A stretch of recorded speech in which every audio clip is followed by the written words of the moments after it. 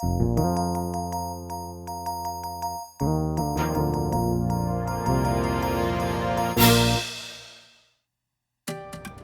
I'm John Thomas Mahegan.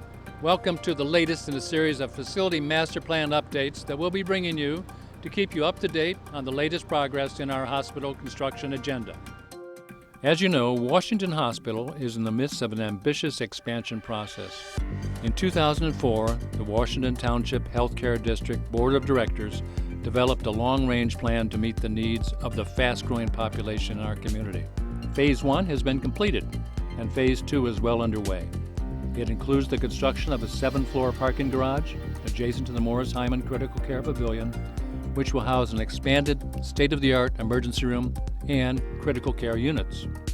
The facility master plan was driven by SB 1953, which was a state law that went into effect that basically mandated that all acute care hospitals in the state of California become compliant with what was then the earthquake standard or seismic standards, and they wanted everybody to become compliant within a certain timeline. And we need to be here for the community in the event of a major quake. You know, the demand for that service is never going to be greater than after a quake. Named after the late founder of Fremont Bank, entrepreneur and philanthropist Mr. Morris Hyman, the pavilion's ground floor houses mechanical, electrical, and information technology equipment and space for a pharmacy, cafeteria, kitchen, materials management, and storage. The Morris Hyman Critical Care Pavilion is an expansion of the facility of 250,000 square feet, 4 stories. It will house an expanded ER, almost 3 times the size of our current facility. Our emergency room is the second busiest emergency room in the county. 5,000 patients a month are seen by the facility. We're just busting at the seams. A new, greatly expanded emergency department occupies the first floor, along with the building lobby and shell space that will be used for clinical care in the future.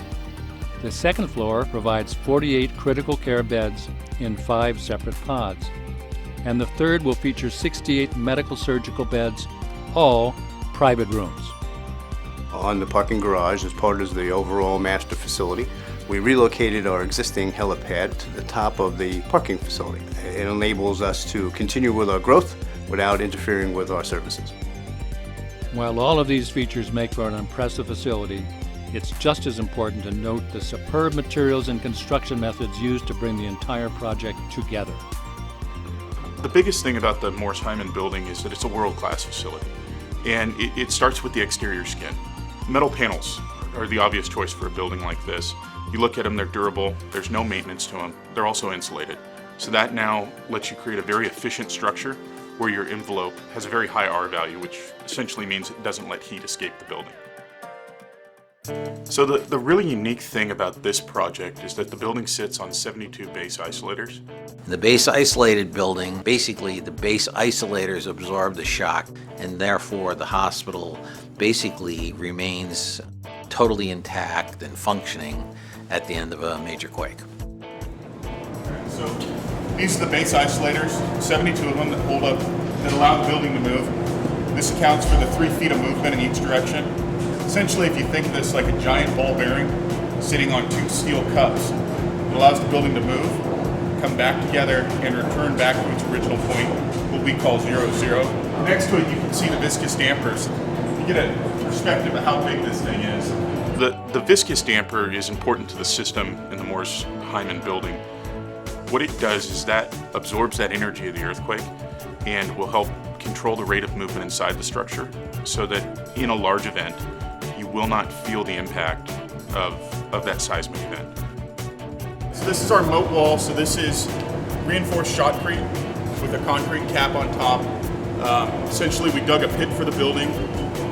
You can see the gap up there, that 3 feet puts it in perspective that's how far the building can move.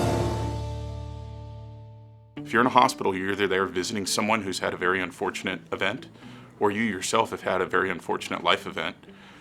It's not a good time. You need to make sure that the last thing you ever want to worry about is the building. You know, the building has to work.